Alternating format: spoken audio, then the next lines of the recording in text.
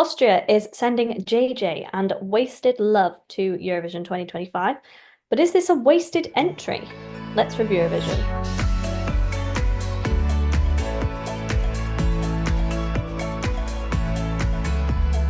So yes, Austria are sending JJ and Wasted Love to Eurovision. It's quite an operatic number. It's pretty high up in the bookies. Let's have a little listen.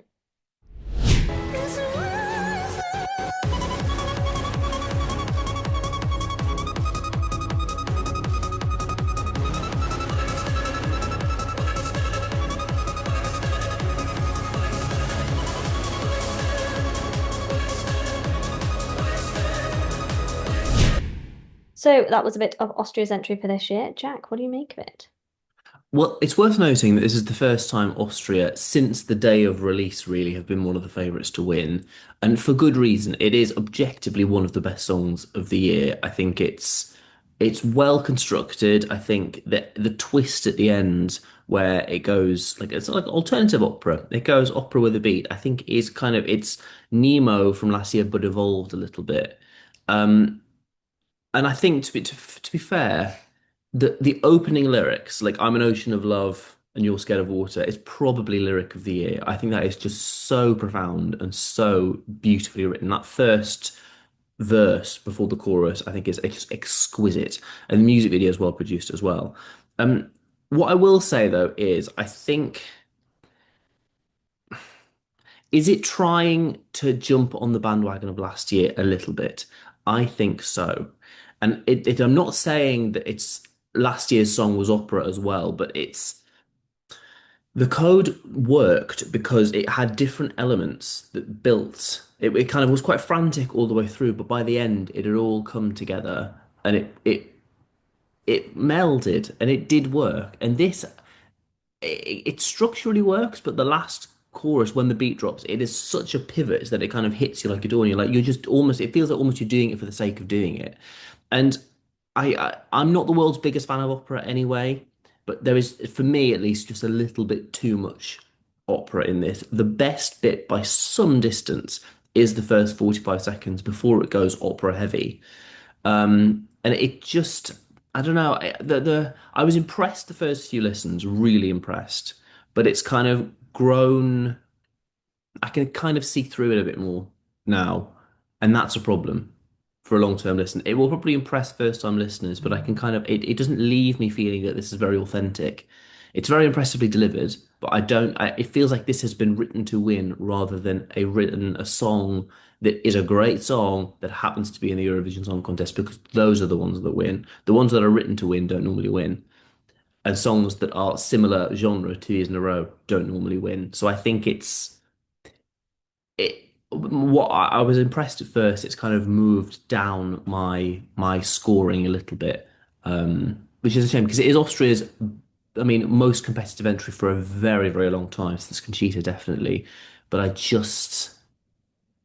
yeah, and as well, I worry as well. I'll let you speak in a minute. Don't worry, but I do worry that at some of the pre-party performances, I don't think we've heard that live vocal at the end yet. When the beat changes, I don't think we've heard him do that live, which is a problem. And if he doesn't do it live, there's no way this is winning because that is the winning moment.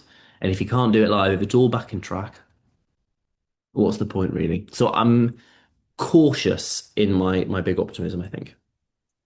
Yeah, no, I think I would tend to probably agree with all of that. I think on like your first listen to it, you're like, oh my God, this is like a piece of art. Like it's more than a song, it's like art. And then like the more you listen to it, and again, yeah, with the kind of the pre-party shows, I feel like it hasn't been as kind of knockout as, it was kind of as it has kind of been tipped to be. And I think because there are so many kind of dynamic changes in the song, it really needs staging to match that. And I mean, I don't know what Austria are planning, but I feel like I haven't seen them kind of n knock it out of the park with staging for a good while. So yeah, I completely kind of know what you mean. It feels like it's overwhelming in a good way the first time you listen to it. But then yeah, the more times you listen to it, you're like, hmm.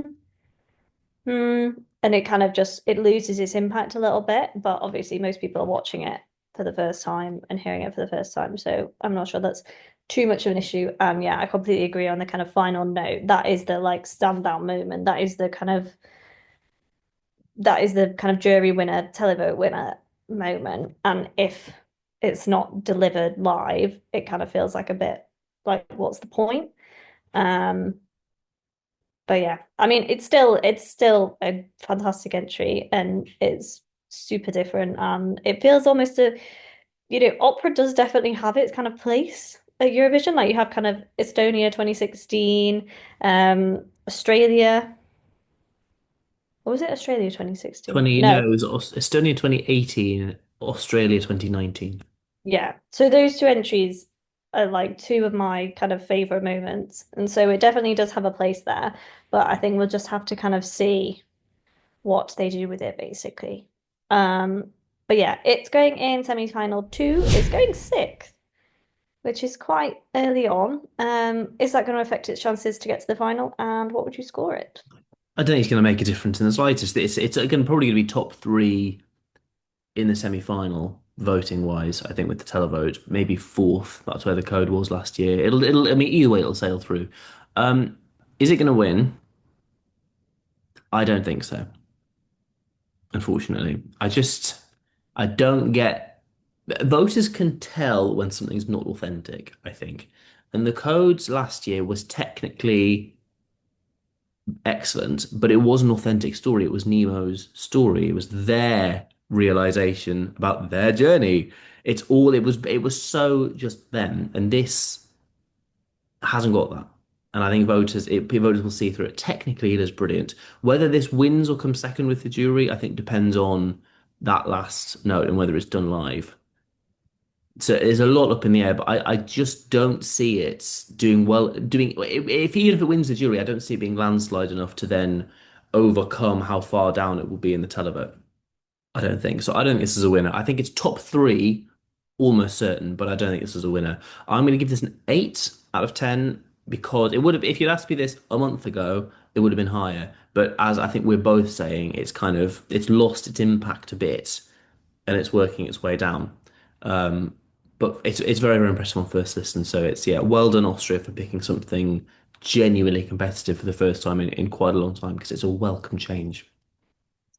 Yeah, no, I would agree. I would give the same score as well. I'd give it an eight. And I think, yeah, I'm not sure it's a winner, but I do think it's top three.